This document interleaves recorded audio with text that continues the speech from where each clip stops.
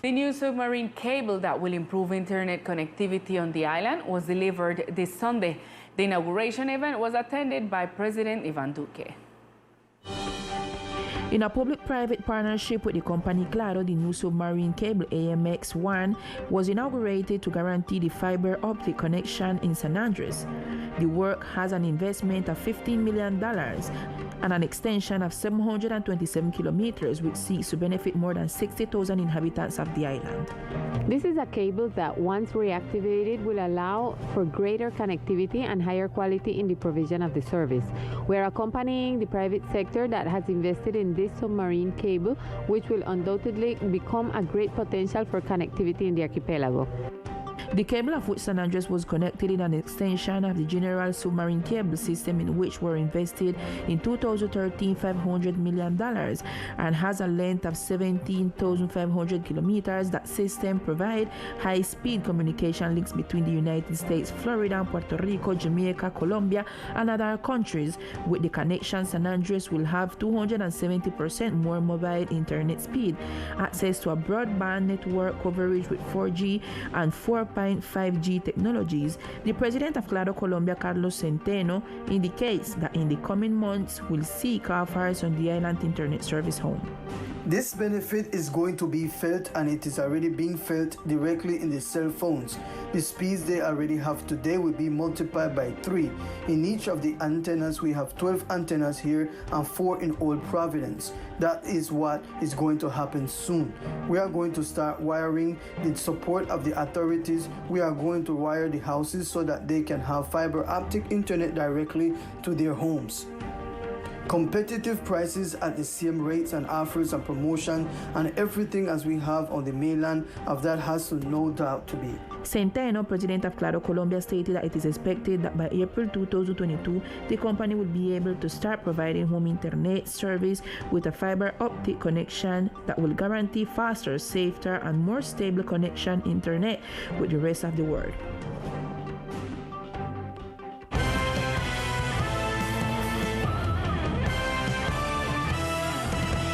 In a solemn ceremony held at kilometer 14 of the Ring Road, the national government delivered the recovered sections of the perimeter road affected by Hurricane Iota.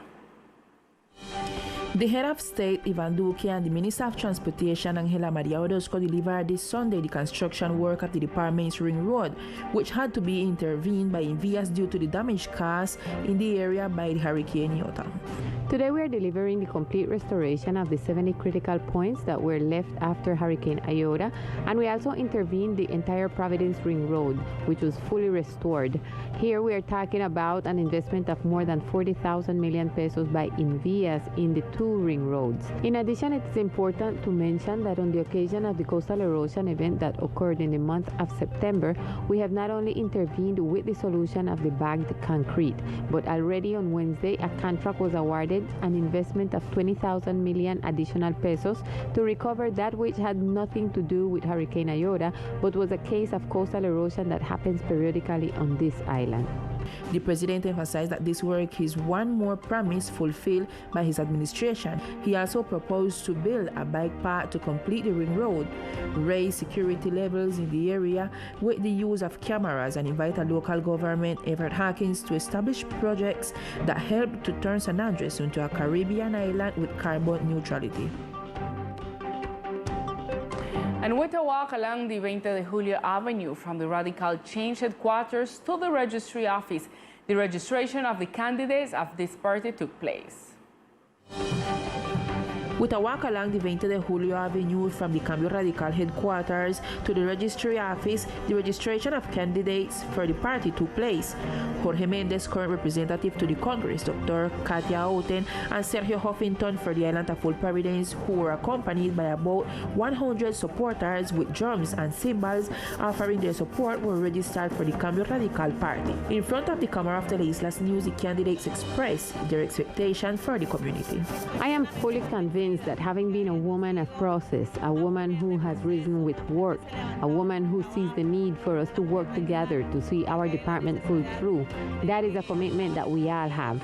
I am here representing my Rizal community. I am here representing the working people, mothers who do everything possible to help our children, and we know that this union will be victorious. I represent unity, and I believe that we have to make the people aware that this is an electoral contest. It is not a war, and if we do not all unite to move this forward, we will continue with the abyss we are in right now.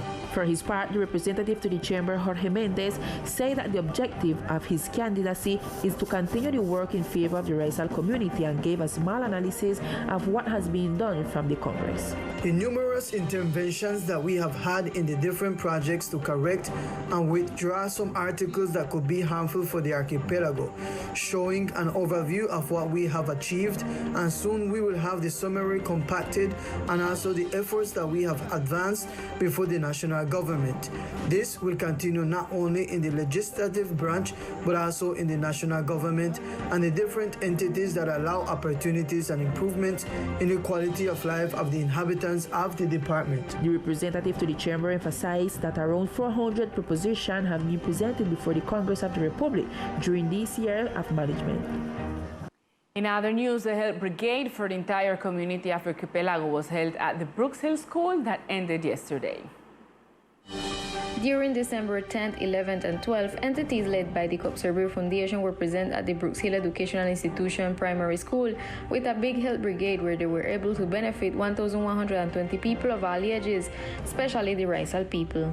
Estuvimos del 10 al 12. From December 10th through the 12th, we were present in a public sector institution with a great health brigade, where we were able to benefit 1,120 people of all ages, especially the Rizal people, who received general medical care, pediatrician, internal medicine, delivery of medicines, delivery of market snacks and toys, all in order to meet the unmet basic health needs of this population and contribute with our training programs, awareness and support. In total, these were the contribution of this health brigade: 222 pediatric consultations, 225 general medicine consultations, 30 internal medicines, 100 personal hygiene products for adults, 110 personal hygiene products for children, 130 biosafety kits, 162 snacks, 50 solidarity markets, 30 children's rights and duties booklets, and 50 toys. The Constitutional Court determined that black communities are exonerated from military service.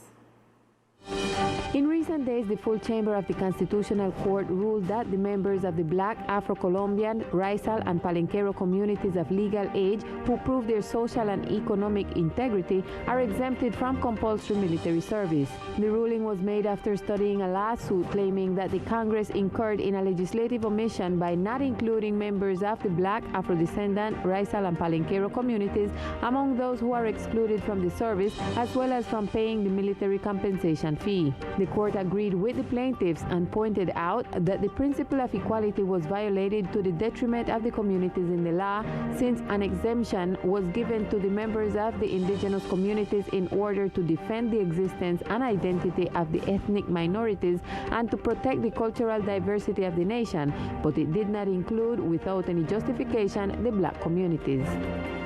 And at this time, we continue with Millicent O'Neill and all the news of the municipality of Old Providence and Santa Catalina.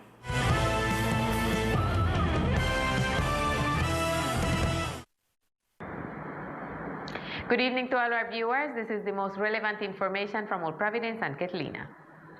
This weekend, the President of the Republic, Iván Duque Marquez, visited the island of Old Providence, where he toured the different sectors and works being carried out in the municipality.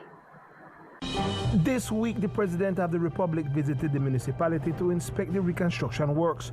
Upon his arrival, a ceremony was held to commemorate the first year of the reconstruction process, where several authorities, including the mayor and the governor, were decorated. Today we have islands full of hope and eager to continue advancing in their recovery and economic and tourist reactivation. If it had not been for the help from the national government to the departmental and municipal government, it would have been impossible for us to achieve this. So thanks to a country that through investment shows sovereignty and love for this territory. We are going to finish this work for Colombia, demonstrating that nothing is too big for Colombia.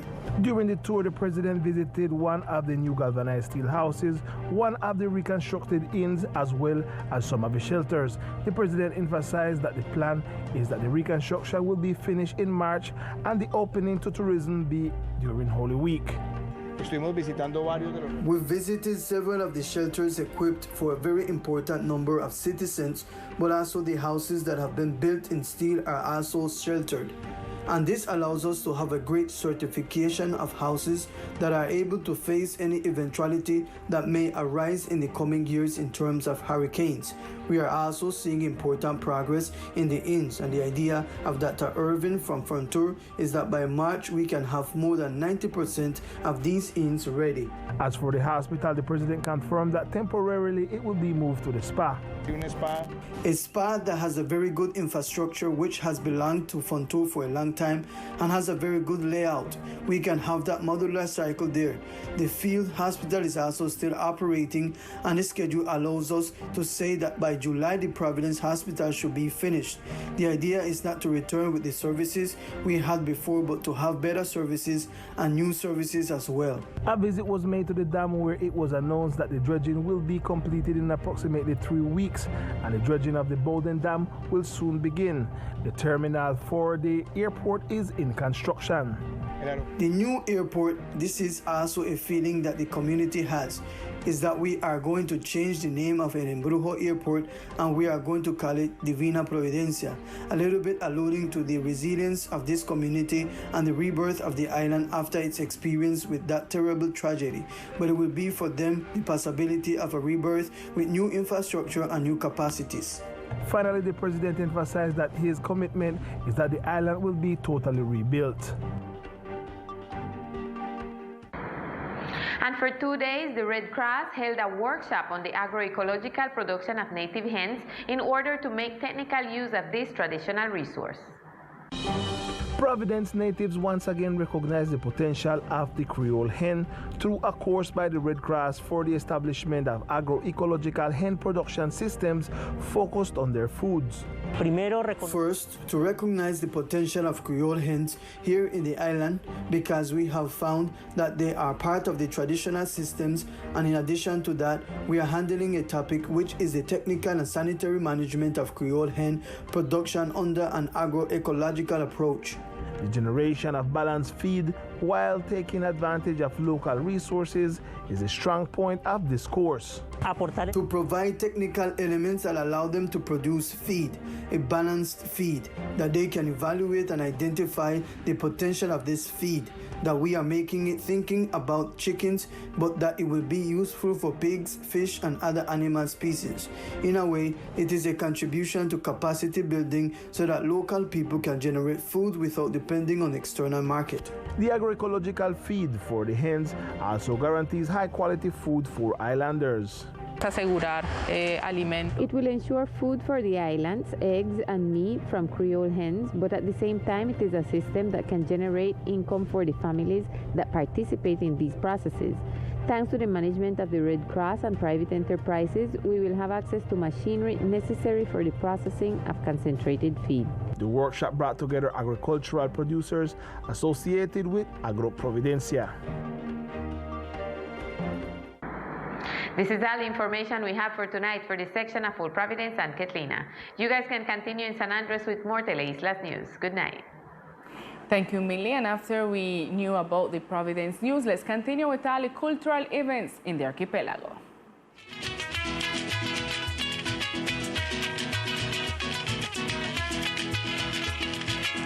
The call for election of the members of the Council of Culture of the department is now open.